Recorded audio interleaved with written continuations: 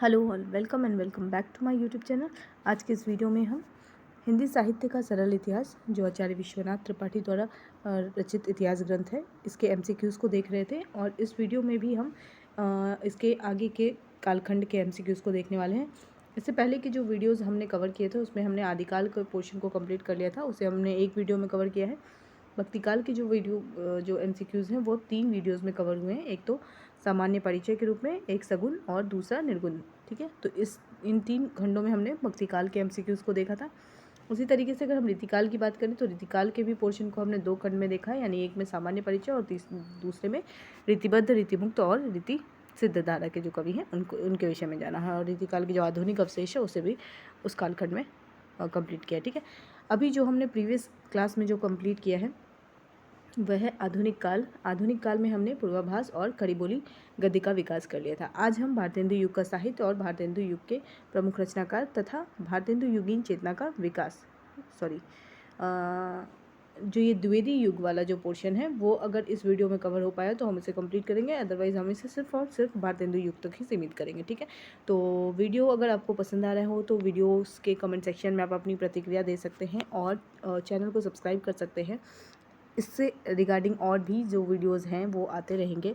फ़िलहाल हम इस वीडियो में आधुनिक काल के पोर्शन को देखते हैं। स्टार्ट करते हैं वीडियो को और अपने मेन कंटेंट में चलते हैं।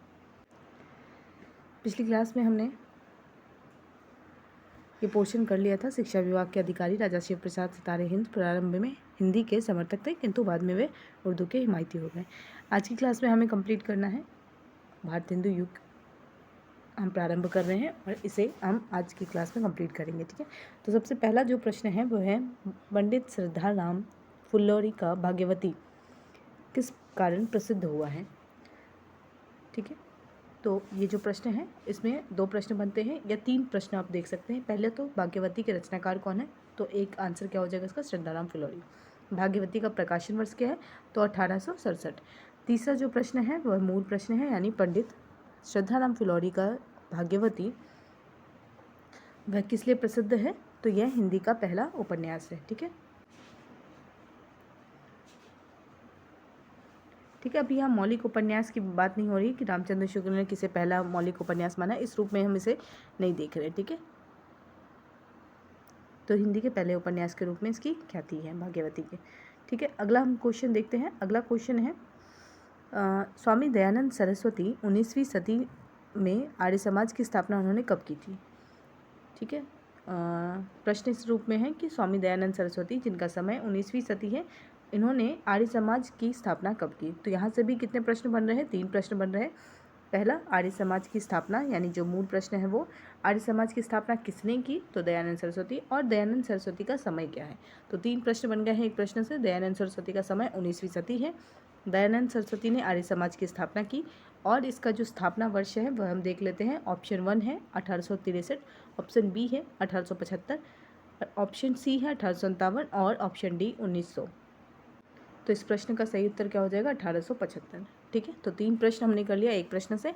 आप इसे नोट डाउन भी कर सकते हैं, अदरवाइज आप अपनी पुस्तक अगर लेकर बैठ रहे हैं तो उसमें आप इसे अंडरलाइन कर सकते हैं। ठीक है, जो इंपॉर्टेंट चीज़ें हैं। अगला प्रश्न देखते हैं। अगला प्रश्न है स्वामी दयानंद सरस्वती का प्रसिद्ध ग्रंथ कौन सा है। पहला ऑप्शन है भाग्यवती, दूसरा है सत्यार्थ प्रकाश, तीसरा है आनंद मठ और चौथा है सरस्वती पुत्र। तो इस प्रश्न का सही उत्तर हो जाएगा सत्यार्थ प्रकाश। दयानंद सरस्वती का जो प्रसिद्ध ग्रंथ है वह क्या है, सत्यार्थ प्रकाश। अगला प्रश्न देखते हैं। अगला प्रश्न है स्वामी दयानंद सरस्वती किस भाषा के भाषी थे, यानी किस भाषा के लेखक थे। तो इन्होंने इस प्रश्न का ऑप्शन देखते हैं। पहला ऑप्शन है हिंदी, दूसरा है गुजराती, तीसरा है मराठी और चौथा है पंजाबी। तो इनकी जो मूल भाषा वो क्या थी, वह थी गुजराती। ठीक है, तो इस प्रश्न का सही उत्तर क्या हो जाएगा, गुजराती, बी। अगला देखते हैं। अगले प्रश्न से भारतेंदु युग के साहित्य का प्रारंभ हम कर रहे हैं और ये जो समय है भारतेंदु युग का वो है 1850 से 1900। ठीक है, तो समय ध्यान रखना है और जो युग है वो क्या है, भारतेंदु युग। अगला देखते हैं प्रश्न इससे संबंधित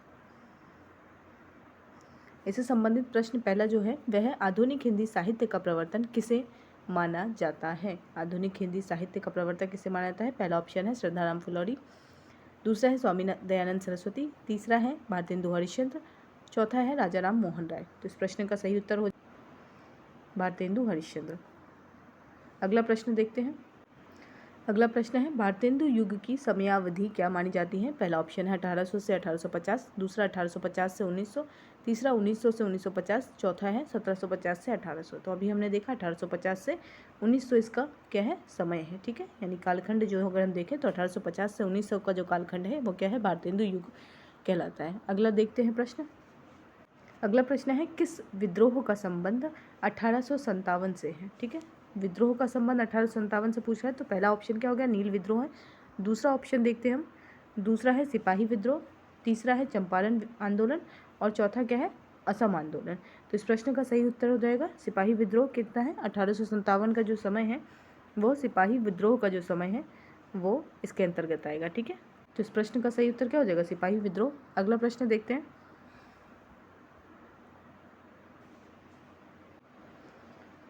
1857 के विद्रोह का रूप कैसा था? ठीक है, जो सिपाही का जो विद्रोह था यानी 1857 का जो विद्रोह था वो कैसा था? उसका विद्रोह असांप्रदायिक था। ठीक है, असांप्रदायिक नहीं होकर असांप्रदायिक था उसका विद्रोह। अगला प्रश्न देखते हैं। अगला प्रश्न है 1857 के विद्रोह में किन किन ने भाग लिया था? तो इसका सही उत्तर हो जाएगा ऑप्शन है केवल सैनिक, केवल किसान, सैनिक और गैर सैनिक किसान दोनों, केवल जमींदार। तो इस प्रश्न का सही उत्तर क्या हो जाएगा? सी, सैनिक और गैर सैनिक किसान दोनों। ठीक है, अगला प्रश्न देखते हैं। अगला प्रश्न है बहादुर शाह के नाम से जारी इश्तिहार में किन की स्थिति का वर्णन किया गया था? पहला ऑप्शन है केवल सैनिकों की, केवल किसानों की, जमींदारों, व्यापारियों, सरकारी नौकरी, कारीगरों आदि की, केवल अंग्रेज अधिकारियों की। तो इस प्रश्न का सही क्या उत्तर हो जाएगा? जमींदारों, व्यापारियों, सरकारी नौकरी, कारीगरों आदि की। ठीक है, अगला प्रश्न देखते हैं।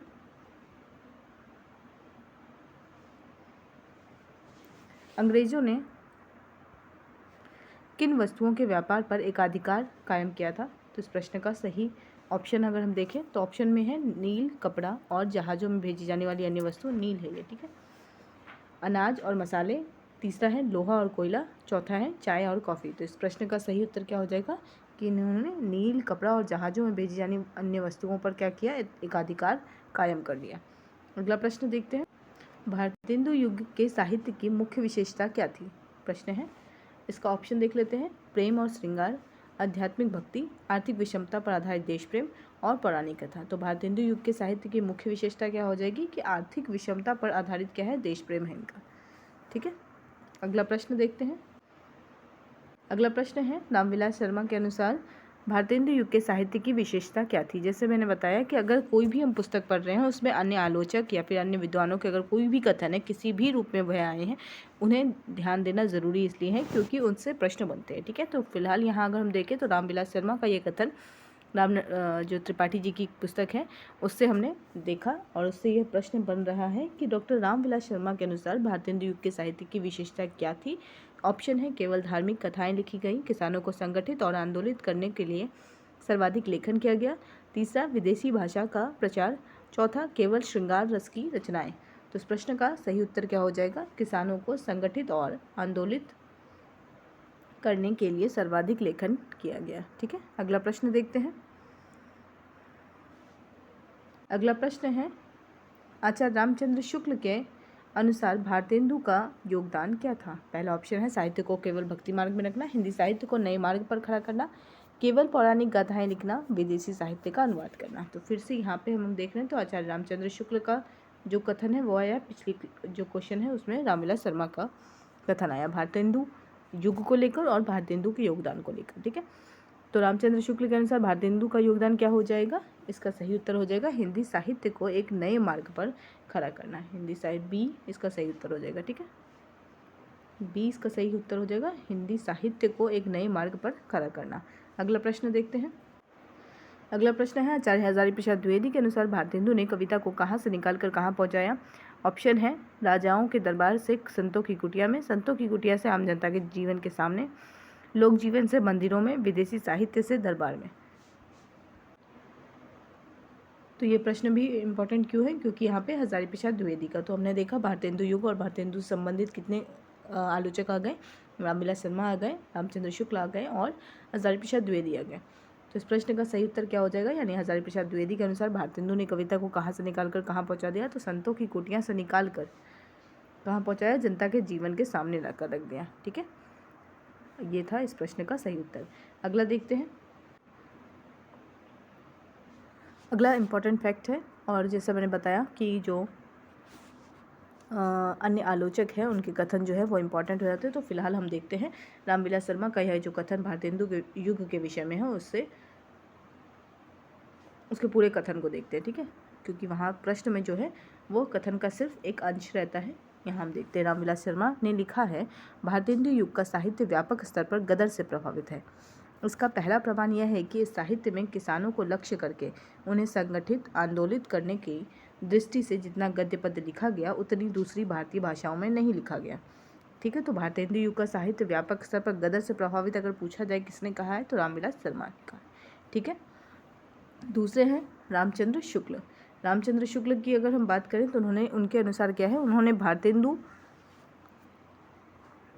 उन्होंने यानी भारतेंदु ने, यहाँ पे कह रहे हैं वो रामचंद्र शुक्ल किसके विषय में कह रहे हैं, भारतेंदु के विषय में कह रहे हैं कि भारतेंदु ने हिंदी साहित्य को एक नए मार्ग पर खड़ा किया। प्रश्न में भी यही सवाल था, है ना, यही प्रश्न था कि हिंदी साहित्य को किस मार्ग पे, तो नए मार्ग पर खड़ा किया। वे साहित्य के नए युग प्रवर्तक के रूप में हैं। तो साहित्य के नए युग के प्रवर्तक के रूप में कौन देख रहे हैं, रामचंद्र शुक्ल देख रहे हैं। किनको देख रहे हैं, भारतेंदु हरिश्चंद्र को देख रहे हैं। यद्यपि देश में नए नए विचारों और भावनाओं का संचार हो गया था, पर हिंदी उनसे दूर थी। लोगों की अभिरुचि बदल चली थी, पर साहित्य पर उसका कोई प्रभाव नहीं दिखाई पड़ता था। तो ये था भारतेंदु के विषय में आचार्य रामचंद्र शुक्ल का कथन। अगला देखते हैं। अगला है आचार्य हजारी प्रसाद द्विवेदी के शब्दों में भारतेंदु का जो पूर्ववर्ती काव्य साहित्य संतों की कुटिया से निकलकर राजाओं और रईसों के दरबार में पहुंच गया था। तो ये प्रश्न था कि उन्होंने कहाँ से कहाँ पहुंचा दिया था अपने साहित्य को अपने युग में, तो उन्होंने संतों की कुटिया से निकालकर कहाँ किया, राजा रईसों के दरबार में पहुंचा गया था। उन्होंने एक तरफ तो काव्य को फिर से भक्ति की पवित्र मंदाकिनी में स्नान कराया और दूसरी तरफ उसे दरबारीपन से निकाल कर लोक जीवन के आमने सामने खड़ा कर दिया। ठीक है, तो लोक जीवन के सामने ले आए हैं, कहाँ से, दरबारीपन से निकाल कर। तो ये अगर पूछा जाएगा तो किसके अनुसार है, ये हजारी प्रसाद द्विवेदी के अनुसार है। ठीक है, अगला हम देख लेते हैं कथन। ये सारे कथन जो भी मैंने निकाले हैं वो आचार्य विश्वनाथ त्रिपाठी की पुस्तक हिंदी साहित्य का सरल इतिहास, और प्रश्न भी उन्हीं से बने हैं। ठीक है, अगर आप पुस्तक लेकर बैठेंगे तो आपको ज़्यादा बेहतर समझ में आ जाएगा। ठीक है, अगला जो कथन है वह है रामविलास शर्मा के अकॉर्डिंग। तो उन्होंने कहा है, रामविलास शर्मा ने भारतेंदु युग की जनवादिता को ध्यान में रखते हुए लिखा, भारतेंदु युग का साहित्य। ठीक है, अब भारतेंदु युग के साहित्य के विषय में क्या कह रहे हैं रामविलास शर्मा, कि भारतेंदु युग का साहित्य जनवादी इस अर्थ में है कि वह भारतीय समाज के पुराने ढांचे से संतुष्ट न रहकर उसमें सुधार भी चाहता है। वह केवल राजनीतिक स्वाधीनता का साहित्य न होकर मनुष्य की एकता, समानता और भाईचारे का भी साहित्य है। भारतेंदु स्वदेशी आंदोलन के ही अग्रदूत न थे, वे समाज सुधारकों में भी प्रमुख थे। स्त्री शिक्षा, विधवा विवाह, विदेश यात्रा आदि के वे समर्थक थे। तो भारतेंदु की ये विशेषताएं या भारतेंदु युग के इस साहित्य की विशेषताओं को कौन रेखांकित कर रहे हैं, डॉक्टर रामविलास शर्मा। ठीक है, अगला हम देखते हैं। अगला प्रश्न स्टार्ट है। हिंदी क्षेत्र के नवजागरण पर निम्न में से किसका प्रमुख प्रभाव नहीं था, यानी नवजागरण में किस तत्व की प्रधानता नहीं रही है। ठीक है, हिंदी क्षेत्र का अगर हम नवजागरण की बात कर रहे हैं तो उसमें क्या चीज़ें प्रमुख नहीं थी। तो पहला है ऑप्शन है अंग्रेजों का शोषण, 1857 का सिपाही विद्रोह, राजा राम मोहन राय का योगदान और महात्मा गांधी का असहयोग आंदोलन।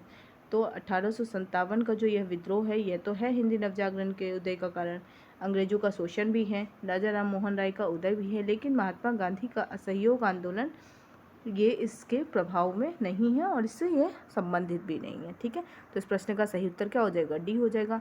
अगला देखते हैं।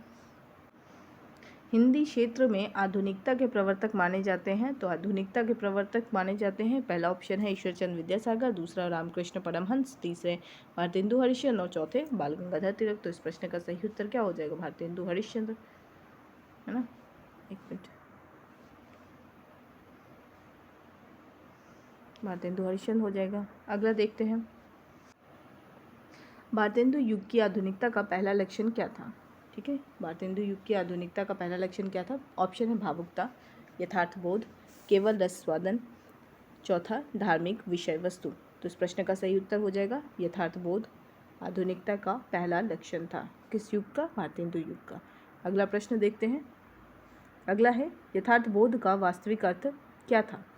पहला ऑप्शन है केवल ग्रामीण जीवन का चित्रण, दूसरा गरीबी और अमीरी की विषमता का बोध, पश्चिमी सभ्यता का अनुकरण, पुरानी काव्य शैली का पालन।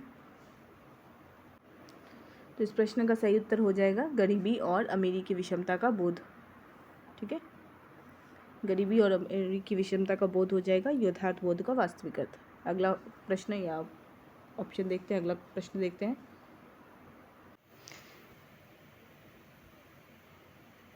अगला प्रश्न है आधुनिक साहित्य में रीतिकालीन साहित्य से भिन्नता किस कारण से आई है? इसका ऑप्शन है आधुनिक श्रृंगार रस, सामाजिक चेतना और उत्तरदायित्व का समावेश, केवल धार्मिक प्रवचन और डी विदेशी कला का अनुकरण। तो इस प्रश्न का सही उत्तर हो जाएगा सामाजिक, इस प्रश्न का उत्तर हो जाएगा सामाजिक चेतना और उत्तरदायित्व का समावेश। अगला प्रश्न देखते हैं। अगला प्रश्न है भारतेंदु युग में ज़्यादातर नई साहित्यिक विधाएं किस रूप में विकसित हुई? पहला है काव्य विधाएं, दूसरा नाटक और फिल्म, तीसरा गद्य विधाएं, कवित्व, केवल पत्र लेखन, चौथा। तो भारतेंदु युग में ज़्यादातर जो नई साहित्यिक विधाएं आई हैं वह किस रूप में विकसित हुई? वह गद्य विधाओं के रूप में विकसित हुई। ठीक है, तो इस प्रश्न का सही उत्तर हो जाएगा गद्य विधाएं। अगला प्रश्न देखते हैं। भारतेंदु युग के साहित्य का उद्देश्य केवल आनंद देना नहीं था, बल्कि राष्ट्रगान रचना, कर्म की प्रेरणा और सामाजिक सुधार, धार्मिक अनुष्ठान को बढ़ावा देना, विदेशी शासन की प्रशंसा करना। तो इस प्रश्न का सही उत्तर क्या हो जाएगा? कर्म की प्रेरणा और सामाजिक सुधार। भारतेंदु युग के साहित्य का उद्देश्य क्या था? कर्म की प्रेरणा देना और सामाजिक सुधार करना। ठीक है, अगला प्रश्न देखते हैं। अगला प्रश्न है भारतेंदु युग के साहित्यकारों ने अपने विचारों के प्रचार प्रसार के लिए मुख्यतः किस माध्यम का उपयोग किया? तो इस प्रश्न का ऑप्शन है पुस्तकें, पत्र पत्रिकाएं, नाटक मंच, पत्र लेखन। तो भारतेंदु युग के साहित्यकारों ने अपने विचारों के प्रचार प्रसार के लिए पत्र पत्रिकाओं को एक माध्यम के रूप में उपयोग किया। ठीक है, तो इस प्रश्न का सही उत्तर क्या हो जाएगा? बी। अगला प्रश्न देखते हैं। अगला प्रश्न है पंडित रामचंद्र शुक्ल ने प्रारंभिक निबंधों को किस नाम से संबोधित किया है? ऑप्शन है गद्य कविता, गद्य प्रबंध, निबंध संग्रह और आलोचना ग्रंथ। तो इस प्रश्न का सही उत्तर हो जाएगा गद्य प्रबंध। आचार्य रामचंद्र शुक्ल ने प्रारंभिक निबंधों को क्या कहा है? गद्य प्रबंध कहा है। ठीक है, बी इसका सही आंसर हो जाएगा। अगला देखते हैं। अगला प्रश्न है यमलोक की यात्रा निबंध के रचयिता कौन थे? पहला ऑप्शन है भारतेंदु हरिश्चंद्र, तो इसका ऑप्शन है भारतेंदु हरिश्चंद्र, राधाचरण गोस्वामी, प्रताप नारायण मिश्र, पंडित बालकृष्ण भट्ट। तो इस प्रश्न का सही उत्तर हो जाएगा राधाचरण गोस्वामी। यमलोक की यात्रा राधाचरण गोस्वामी। ठीक है, अगला देखते हैं।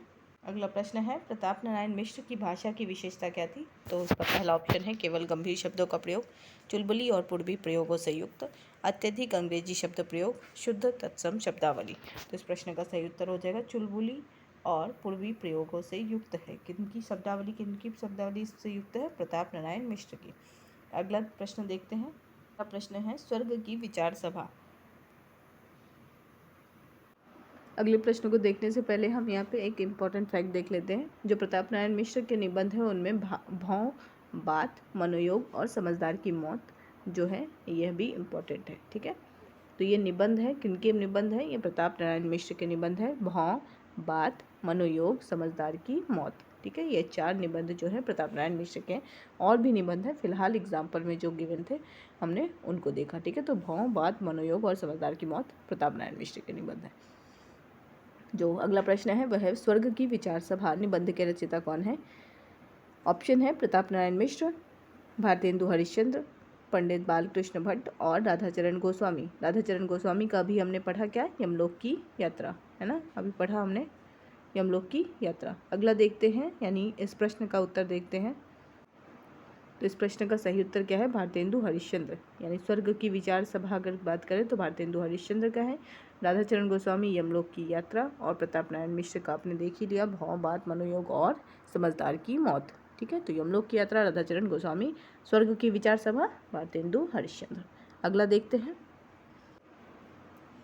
बालकृष्ण भट्ट ने किन विषयों पर छोटे छोटे निबंध लिखे हैं? प्रश्न है बालकृष्ण भट्ट के विषय में किन्होंने किन किन विषयों पर छोटे छोटे निबंध लिखे हैं? पहला ऑप्शन है सामाजिक सुधार, शरीर के अंग जैसे आँख कान नाक, धार्मिक विषय और वैज्ञानिक खोज।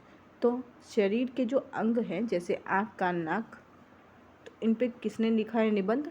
बालकृष्ण भट्ट पे। हालांकि भौं पे जो है वह प्रताप नारायण मिश्र का भी है, लेकिन जब हम अगर शरीर के अंगों के विशेष रूप से में अगर चर्चित निबंधकार के रूप में जानते हैं तो वह किसे जानते हैं? बालकृष्ण भट्ट को। ठीक है, अगला प्रश्न देखते हैं। अगला प्रश्न है भारतेंदु युग के निबंधों में व्यक्तित्व की सबसे अधिक छाप किस रूप में दिखाई देती है? पहला प्रश्न है ए वर्णन की गंभीरता, बी व्यंग विनोद और स्वच्छंदता, सी राजनीतिक विचार, डी धार्मिक तर्क। इस प्रश्न का सही उत्तर, इसका सही उत्तर हो जाएगा व्यंग विनोद और स्वच्छंदता। भारतेंदु युग के निबंधों में व्यक्तित्व की सबसे अधिक छाप किस रूप में दिखाई देती है? यानी व्यंग विनोद और स्वच्छंदता के रूप में दिखाई देती है। ठीक है, अगला प्रश्न देखते हैं। अगला प्रश्न है भारतेंदु युग में नाटकों के प्रचलन का मुख्य कारण क्या था? नाटकों के पुनर्प्रचलन का मुख्य कारण क्या था? पहला ऑप्शन है मनोरंजन की आवश्यकता, दूसरा यथार्थ के विषमता बोध, तीसरा है धार्मिक अनुष्ठान और चौथा है विदेशी प्रभाव। तो इस प्रश्न का सही उत्तर हो जाएगा यथार्थ के विषमता बोध का जो अगर हम कारण के रूप में देखें तो यह मुख्य कारण रहा था नाटकों के पुनर्प्रचलन का। अगला देखते हैं, यानी अगले प्रश्न की ओर बढ़ते हैं। अगला प्रश्न है भारतेंदु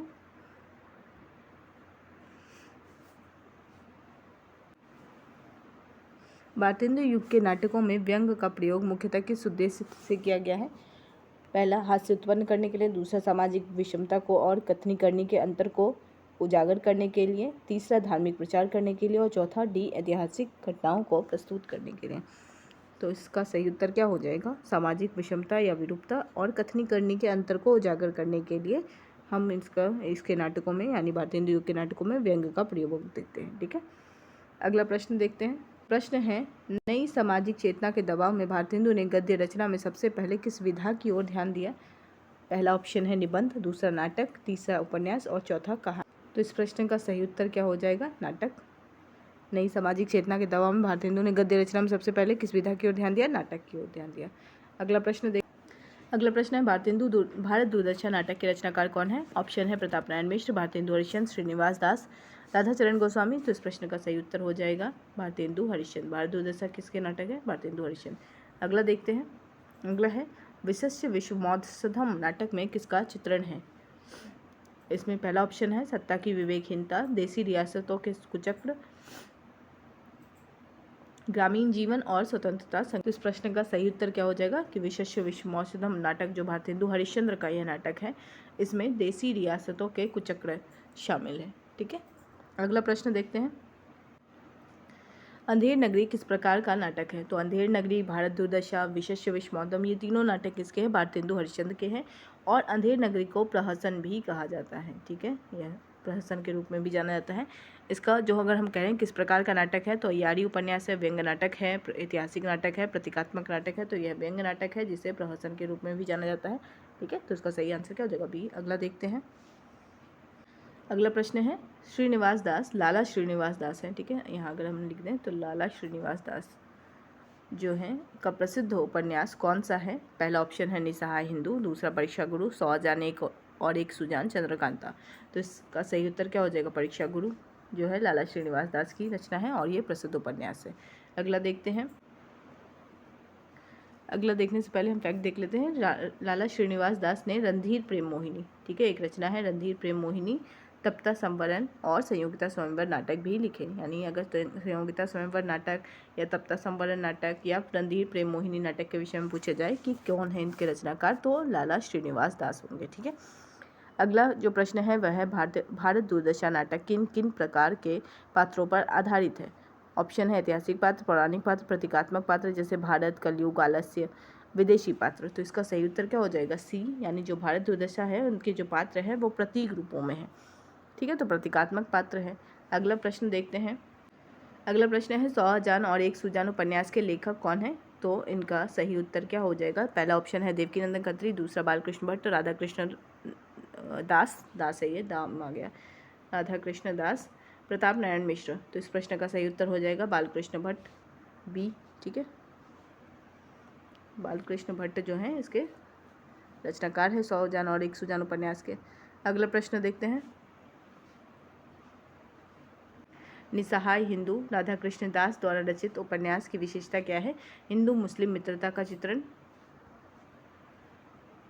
व्यंग विनोद, तिलस्मी, अय्यारी और परिकथा। तो इस प्रश्न का सही उत्तर क्या हो जाएगा? हिंदू मुस्लिम मित्रता का चित्रण किया गया है किसमें? निसहाय हिंदू, जो राधा कृष्ण दास द्वारा रचित है और यह उपन्यास विधा की रचना है। ठीक है, अगला हम ऑप्शन देखते हैं, यानी क्वेश्चन। हिंदी के पहले तिलस्मी एवं अय्यारी उपन्यासकार कौन माने जाते हैं? ऑप्शन है भारतेंदु हरिश्चंद्र, बालकृष्ण भट्ट, देवकीनंदन खत्री और लाला श्रीनिवास दास। तो इस प्रश्न का सही उत्तर क्या हो जाएगा? देवकीनंदन खत्री जो है वो क्या है? तिलस्मी और अय्यारी किस्म के उपन्यास रचते हैं। ठीक है, इनका ऑप्शन में अगर हम देखें तो एक फैक्ट क्या है कि चंद्रकांता और चंद्रकांता संतति जो है इनकी रचना है, और ये क्या है? तिलस्मी एवं अय्यारी प्रधान क्या है? रचना है। ठीक है, अगला देखते हैं। अगला प्रश्न है चंद्रकांता उपन्यास किस वर्ष प्रकाशित हुआ था? ऑप्शन है 1885, 1891, 1895, 1901। तो इसका सही उत्तर क्या हो जाएगा? 1891। अगला प्रश्न है शुक्ल जी के अनुसार चंद्रकांता पढ़ने के लिए कई उर्दू भाषी हिंदू लोगों ने क्या सीखी? पहला ऑप्शन है उर्दू लिपि, संस्कृत भाषा, हिंदी भाषा, अंग्रेजी भाषा। तो इसका सही उत्तर क्या हो जाएगा? हिंदी भाषा, यानी चंद्रकांता को पढ़ने के लिए, जो देवकीनंदन खत्री की रचना है, इसे पढ़ने के लिए लोगों ने क्या है? हिंदी भाषा सीखी। ठीक है, उर्दू भाषी लोग जो थे वो उन्होंने हिंदी सीखी इसे पढ़ने के लिए। तो इसका सही उत्तर क्या हो जाएगा? सी। अगला देखते हैं। अगला फैक्ट्स है तो इसे हम देख लेते हैं एक बार। भारतेंदु की जो रचना है वो अगर हम देखें भारतेंदु हरिश्चंद्र की, तो पहला है चंद्रावली, दूसरा भारत दुर्दशा, विशस्य विश्वमौसम और अंधेर नगरी। ठीक है, अन्य भी रचनाएं हैं, फिलहाल जो इम्पोर्टेंट है वो है चंद्रावली, भारत दुर्दशा और विशस्य विश्वमौसम और अंधेर नगरी। भारतेंदु ने उपन्यास के संबंध में मित्र को पत्र लिखा, जैसे, ठीक है, तो उपन्यास के संबंध में एक मित्र को पत्र लिखा और उस मित्र से क्या कह रहे हैं वो कि जैसे शब्द भाषा में अब कुछ नाटक बन गए हैं, अब तक उपन्यास नहीं बने हैं, आप या हमारे पत्र के योग्य सहकारी संपादक जैसे बाबू काशीनाथ व गोस्वामी राधाचरण जी कोई भी उपन्यास लिखे तो उत्तम होगा। ठीक है, तो भारतेंदु ने क्या कहा है कि नाटक तो बन चुके हैं लेकिन उपन्यास की रचना की ज़रूरत अभी भी है, और वो कहते हैं क्या कि कोई भी ऐसा, या तो स्वयं भारतेंदु या फिर पत्र के योग्य जो सहकारी संपादक है जैसे बाबू काशीनाथ और गोस्वामी राधाचरण जी, अगर उपन्यास लिखे इसी भाषा में तो उत्तम होगा। ठीक है, तो ये एक कथन उनका इम्पॉर्टेंट है। दूसरा अगर हम देखें फैक्ट, तो प्रताप नारायण मिश्र ने कली कौतुक रूपक और भारत दुर्दशा नाटक लिखे। भारत दुर्दशा नाटक हमने देखा भारतेंदु हरिश्चंद्र का भी है, और यहाँ हम देख रहे हैं कि प्रताप नारायण मिश्र का भी भारत दुर्दशा नाटक है। कली कौतुक रूपक भी इनका एक प्रसिद्ध कह सकते हैं रचना है इनकी। अगला फैक्ट देखें, राधाचरण गोस्वामी के विषय में देखते हैं। राधाचरण गोस्वामी के 2 प्रहसन, बूढ़े मुँह मुहासे और तन मन धन तथा श्री गोसाई जी को अर्पण, यह महत्वपूर्ण कृति है। ठीक है, तन मन धन तथा गोसाई जी को अर्पण और बूढ़े मुँह मुहासे, ये 2 रचना जो हैं वो राधाचरण गोस्वामी के हैं और इसे प्रहसन की संज्ञा दी गई है। ठीक है, अगला जो पॉइंट है वह है शुक्ल जी ने लिखा है चंद्रकांता के विषय में, चंद्रकांता पढ़ने के लिए ही ना जाने कितने उर्दू वाली भाषी, ठीक है, यहाँ पे भाषी होना चाहिए, उर्दू भाषी लोगों ने हिंदी सीखी। चंद्रकांता पढ़ चुकने पर वे चंद्रकांता की किस्म की कोई किताब ढूंढने में परेशान रहते थे। शुरू में चंद्रकांता और संतति पढ़कर ना जाने कितने ही नवयुवक हिंदी के लेखक हो गए। चंद्रकांता पढ़कर ये हिंदी की और प्रकार की साहित्यिक पुस्तकें भी पढ़ चले और अभ्यास हो जाने पर कुछ लिखने भी लगे। ठीक है, तो चंद्रकांता का यह प्रभाव रहा कि उन्होंने मतलब हिंदी सीखने पर लोगों को क्या कर दिया, विवश कर दिया। दूसरी चीज़, जब उन्होंने हिंदी सीख ली तो अन्य जो हिंदी की रचनाएं जो हिंदी में अनुदित हो रही थी उनको भी लोग पढ़ रहे थे और साथ साथ क्या किया, उन्होंने हिंदी में लिखना भी प्रारंभ कर दिया। तो ये कथन किनका था, रामचंद्र शुक्ल का था। ठीक है, अगला देखते हैं प्रश्न। अगला प्रश्न है किशोरी लाल गोस्वामी के प्रमुख उपन्यास कौन से हैं। क्वेश्चन है किशोरी लाल गोस्वामी के प्रमुख उपन्यास कौन से हैं।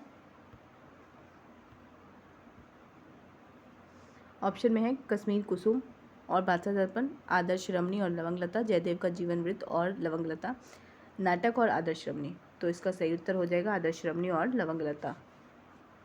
ठीक है, अगला देखते हैं। अगला देखने से पहले आदर्श रमणी का जो प्रकाशन वर्ष है वह 1890 है और लवंगलता का जो प्रकाशन वर्ष है वह भी 1890 है। तो आप अगर किसी एक का भी याद रखते हैं तो दूसरे का अपने आप याद रहेगा। तो ये दोनों क्या है, उपन्यास है। आदर्श रमणी और लवंगलता किनके उपन्यास है, किशोरी लाल गोस्वामी के हैं। अगला देखते हैं। अगला प्रश्न है कुछ आप बीती कुछ जग बीती नामक कहानी किसने लिखनी शुरू की थी। ऑप्शन है शिव प्रसाद सितारे हिंद, किशोरी लाल गोस्वामी, भारतेंदु हरिश्चंद्र और जयदेव। तो इस प्रश्न का सही उत्तर हो जाएगा भारतेंदु हरिश्चंद्र। ठीक है, अगला प्रश्न है राजा भोज का सपना कहानी के रचयिता कौन है। ऑप्शन है भारतेंदु हरिश्चंद्र, शिव प्रसाद सितारे हिंद, किशोरी लाल गोस्वामी और जयदेव। तो इस प्रश्न का सही उत्तर हो जाएगा शिव प्रसाद सितारे हिंद। ठीक है, अगला प्रश्न देखते हैं। अगला है भारतेंदु द्वारा लिखित ग्रंथ, भारतेंदु द्वारा लिखित कौन से ग्रंथ इतिहास लेखन और जीवन चरित्र की ओर संकेत करते हैं। प्रश्न का ऑप्शन देखते हैं आदर्श रमणी और लवंगलता, कश्मीर कुसुम, भारत बादशाह दर्पण, जयदेव का जीवन वृत्त, नाटक और आप बीती जग बीती, राजा भोज का सपना और कश्मीर कुसुम। प्रश्न था भारतेंदु द्वारा लिखित कौन से ग्रंथ इतिहास लेखन और जीवन वृत्त की ओर संकेत करते हो। तो इसका सही उत्तर क्या हो जाएगा, कश्मीर कुसुम, बादशाह दर्पण और जयदेव का जीवन वृत्त। तो ये जो तीनों जो रचना है वह भारतेंदु हरिश्चंद्र द्वारा रचित है और यह इतिहास लेखन और जीवन चरित्र से संबंधित है। अगला प्रश्न देखते हैं। अगला प्रश्न है भारतेंदु हरिश्चंद्र का नाटक नामक निबंध किस विषय पर है। ठीक है, तो नाटक नामक इन्होंने एक निबंध की रचना की है। इसमें जीवन चरित्र लेखन है, कहानी लेखन है या नाट्य सिद्धांत और नाटक लेखन की दृष्टि है या फिर इतिहास लेखन है। तो इस प्रश्न का सही उत्तर क्या हो जाएगा, नाट्य सिद्धांत और नाटक लेखन की दृष्टि से इन्होंने नाटक नामक निबंध की रचना की। ठीक है, शीर्षक क्या रखा, नाटक, और इसको विधा किस रूप में प्रस्तुत किया है, निबंध विधा के रूप में प्रस्तुत किया गया है। यह किससे संबंधित है, नाट्य सिद्धांत और नाट्य लेखन की दृष्टि इसमें समाहित है। ठीक है, अगला प्रश्न देखते हैं। भारतेंदु के अनुसार नाटक को कार को किन किन बातों का ध्यान रखना चाहिए। पहला ऑप्शन है व्यक्तिगत अनुभव और भावनाएं, दूसरा नाटक की दृश्यता और प्रभावोत्पादकता, तीसरा केवल हास्य और मनोरंजन, चौथा केवल ऐतिहासिक घटनाएं। तो इस प्रश्न का सही उत्तर क्या हो जाएगा, नाटक की दृश्यता और प्रभावोत्पादकता। ठीक है, अगला प्रश्न देखते हैं। भारतेंदु आलोचना के अनुसार नाटकीय काव्य में क्या शामिल होना चाहिए। ऑप्शन है केवल पौराणिक कथाएं, सामाजिक रीति पद्धति और अंतःकरण की वृत्ति की समीचीन समालोचना, केवल ऐतिहासिक युद्ध दृश्य, हास्य व्यंग्य की भरमार। तो उसका सही उत्तर क्या हो जाएगा, सामाजिक रीति पद्धति और अंतःकरण की वृत्ति की समीचीन आलोचना उसमें होनी चाहिए, किसमें, नाटक में। ठीक है, भारतेंदु के अनुसार। अगला प्रश्न देखते हैं। अगला प्रश्न है हिंदी आलोचना का प्रारंभिक रूप किस रूप में दिखाई देता है। ऑप्शन है उपन्यासों में, नाटकों में, पत्र पत्रिकाओं में, साहित्यिक विचारों के रूप में, और जो आखिरी ऑप्शन है वह है इतिहास ग्रंथों में। तो इस प्रश्न का सही उत्तर क्या हो जाएगा, हिंदी आलोचना का प्रारंभिक रूप जो है वो पत्र पत्रिकाओं में साहित्यिक विचारों के रूप में दिखाई देता है। ठीक है, अगला प्रश्न देखते हैं। इस वीडियो को यहीं पे समाप्त करते हैं। आगे जो है इसे हम कंटिन्यू करेंगे। इसमें भारतेंदु युग के प्रमुख रचनाकार भी शामिल हैं और उनकी रचनाओं को भी हम देखेंगे। ठीक है, उनके द्वारा प्रमुख पंक्तियाँ और प्रसिद्ध आलोचक के कथन को भी देखेंगे। ठीक है, तो वीडियो को यहीं पे एंड करते हैं। वीडियो को एंड तक देखने के लिए थैंक यू सो मच।